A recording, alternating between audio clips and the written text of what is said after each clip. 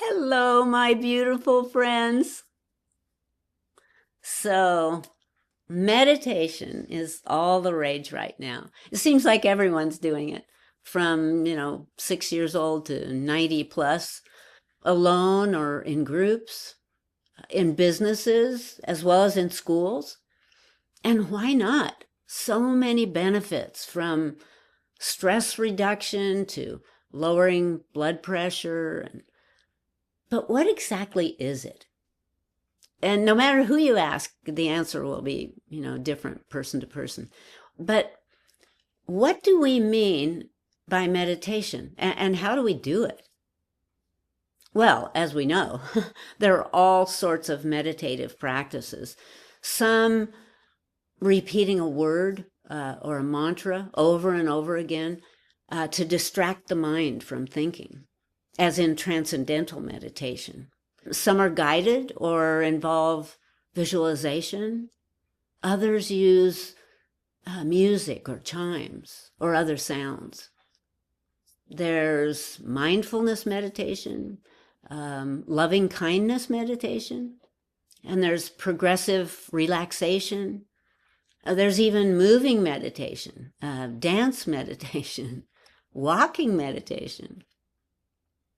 And some of us might research or try a couple of different practices, usually settling on one that we like the best.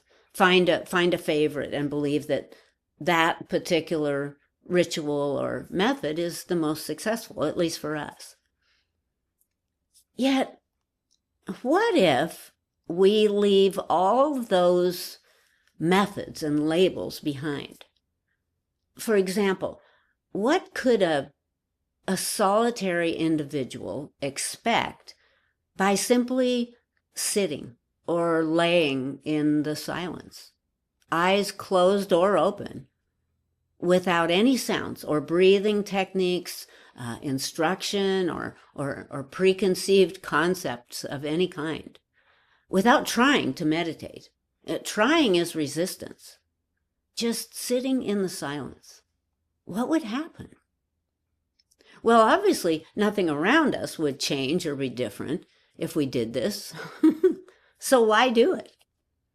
Well, mainly because throughout our lives, we've been distracted by the sounds and commotions of the outside world, and we have identified ourselves within that chaos. This is who I am, and this is how I behave and react. Everything being within the interpretation of what we have diagnosed as us.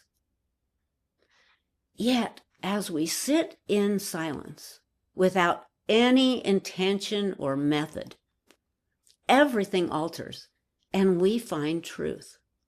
The truth of who we are outside of any title or identification or recognition as me. Suddenly, there are no rules, no need for rituals or instructions, just peace. And we can't do it wrong. We can't make a mistake. Now we are outside of convention or principle, and anything that assesses or evaluates our performance. There is such beauty in just being in the silence, that silence that makes all sounds possible. And it's not something that we have to achieve.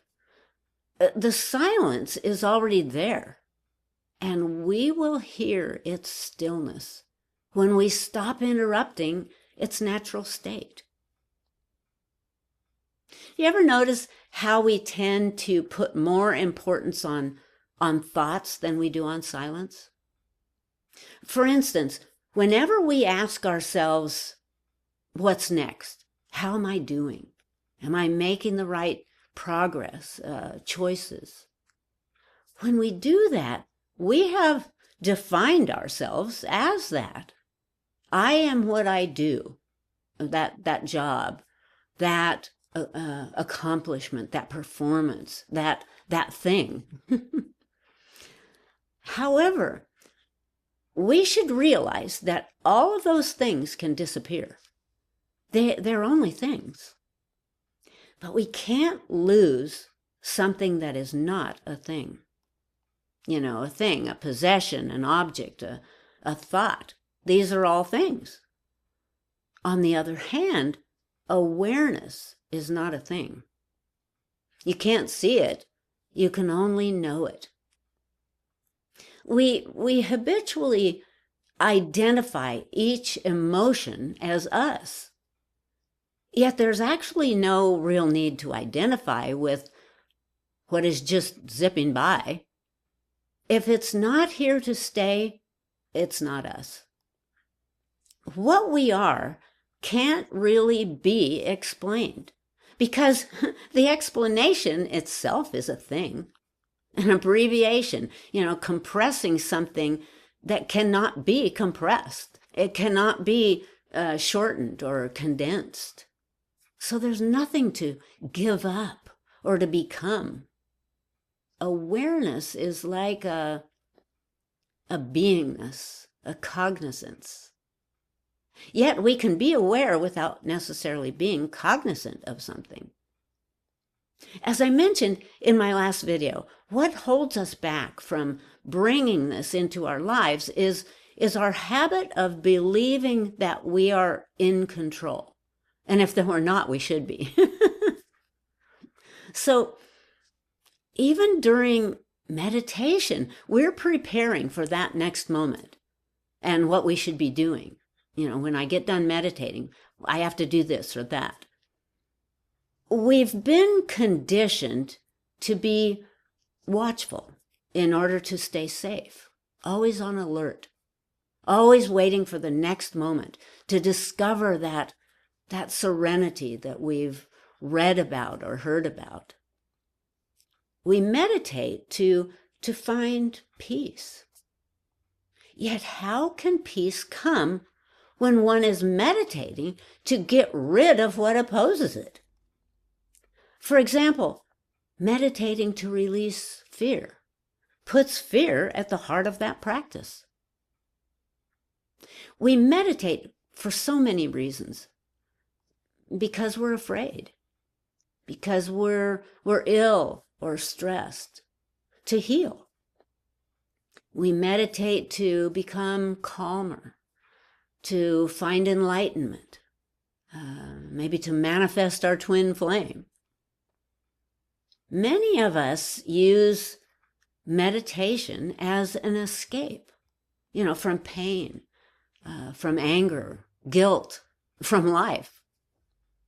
We hope it will allow us to raise our frequency, to find peace, and ultimately to ascend. Yet, think about it.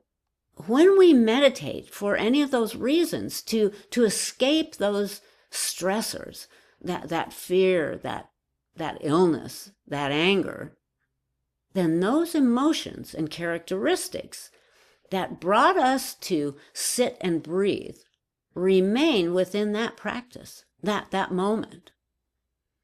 Most humans incarnated onto planet Earth to live out a human life, a life that our soul wishes us to live.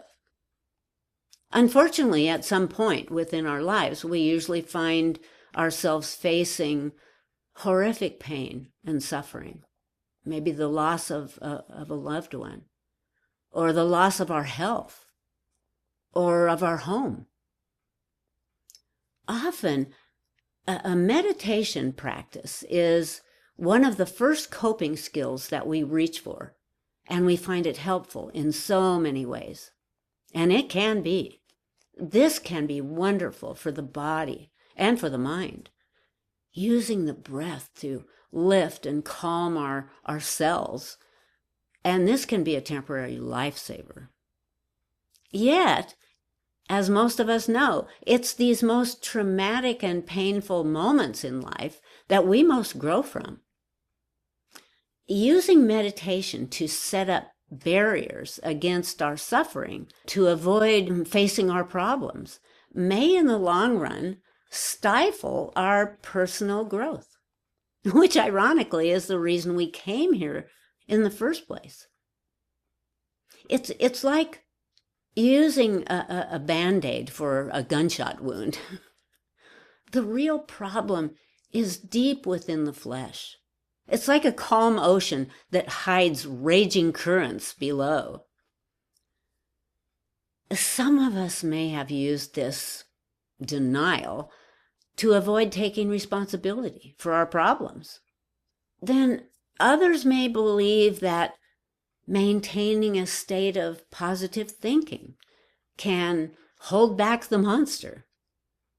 But this is also like throwing a blanket over a dirty couch. The couch is still dirty. I've noticed within my own journey that it was at one time fairly easy to fall into using meditation as a crutch. And I soon became fanatical about meditating several hours a day. And because I felt better afterwards, I was able to convince myself that it was the perfect solution. It was a way to hide. Yet, what it really did was to delay my healing. The true healing came only after facing my fears and suffering. Then, instead of shadow work becoming my enemy, it became my friend. For me, most of the solutions to my anguish came in the middle of the night, and many sleepless nights, miserably pacing through the dark house and talking to God or Source. Over time, for me, this became the most successful therapy, spewing out my disappointments and pain to the invisible universe and trusting that I was heard. This is when I would feel the benevolence of a friendly universe and could know how deeply I was loved. Everything fit. So many of us spend our lives searching for ways to belong, to find that balance and harmony. That's why so many turn to things like meditation or yoga, for example. So I guess what I'm trying to say here is that meditation and other spiritual practices can be very helpful and powerful tools, but not as a substitute for facing our emotions and cultivating self-awareness. This is why we came here, to learn about humanity, about relationships, families, and all the positive and negative that goes along with being human, to become kind and wise and loving. We knew it would be tough, as well as amazing. We didn't come here to run away. It's impossible to grow spiritually while our head is in the sand. So all I'm suggesting here is that when we're able to discover ways that help us to find peace, like meditation, for our best experience, it should be accompanied by our emotional shadow work, not as a replacement. A happy, peaceful life is a life in balance. And remember, we're not inside the world. The world is inside us. Next time, bye-bye.